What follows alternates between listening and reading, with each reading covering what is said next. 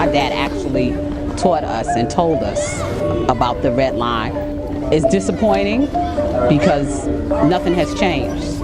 And from my perspective, it's gotten worse. And it's still like they have their foot on our necks.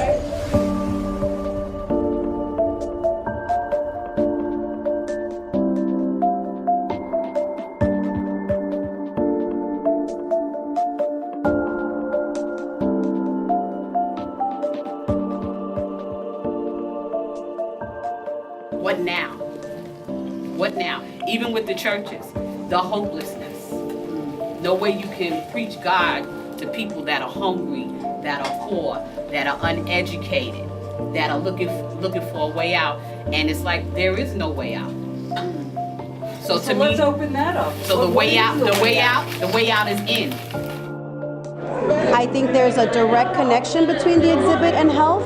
I think people need to understand the social determinants of health, things like housing, educational attainment, safety and security, unemployment rates.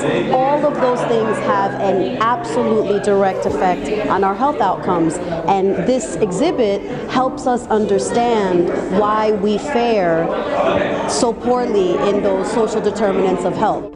And so, as we all know, that investment, because of this history, isn't really reaching, isn't touching the people who have been on the front lines of Redlining. It's actually pushing those people out.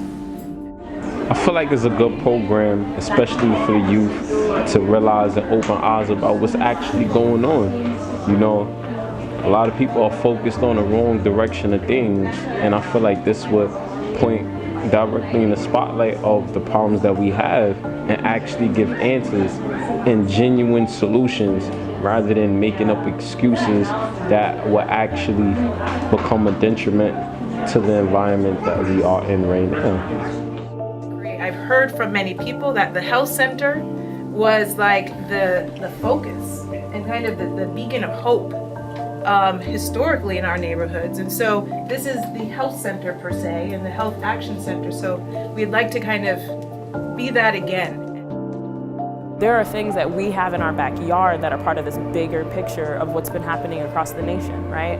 You get to see not just like theory or this idea of redlining, you get to see what it means to actually strike a mark and say, like, these people don't belong, and these people are a detriment to this area. These people, right, for the color of their skin, for where they came from, right, are what makes this place, you know, bad. And so yeah, I mean, I think we expect people to say, okay, and then to move on and say, woo, that's a lot, right? And I see how I have a narrative, I have a story that actually fits into that, whether it's one of us rising up or one of us saying, yeah, no, that happened in my backyard. You know, one of the biggest things that happens in neighborhoods is divide and conquer. And if you don't have a bigger picture that like helps us see like what are we really committed to in a big picture sense of working towards, we're going to be divided, we're going to be fighting with each other, and we're not going to get anywhere. We could see this too in the exhibit. It is intentional by those in power to stay in power, to keep us divided. And one of the very few ways that we can actually stay united is to understand this history. So once we're there and we're in that kind of same grounding, then the possibilities are endless.